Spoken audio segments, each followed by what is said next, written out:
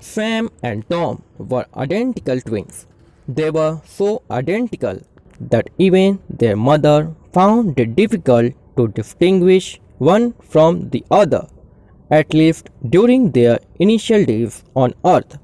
However, they were very different from each other when it came to everything other than their appearance. Sam had no friends, while Tom was a great friendship maker. Sam loved sweets, but Tom loved spicy food and detested sweets. Sam was mommy's pet and Tom was daddy's pet. While Sam was generous and selfless, Tom was greedy and selfish. As Sam and Tom grew up, their father wanted to share his fortune equally amongst them.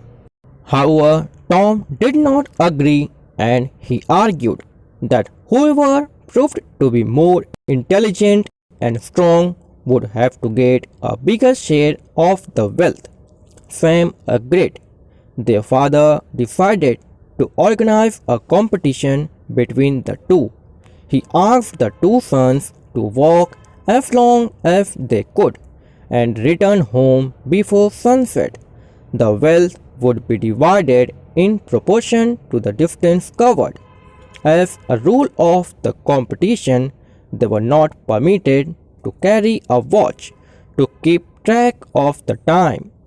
The following day, Sam and Tom set out to walk. It was a rather sunny day. Sam walked slowly and steadily, while Tom broke into a sprint as he was bent on winning the race and also winning a greater portion of his father's wealth.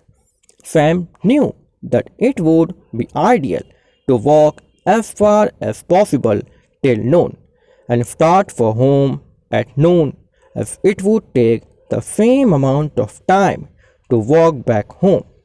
Knowing this, Sam decided to turn back for home at noon so as to reach home on time.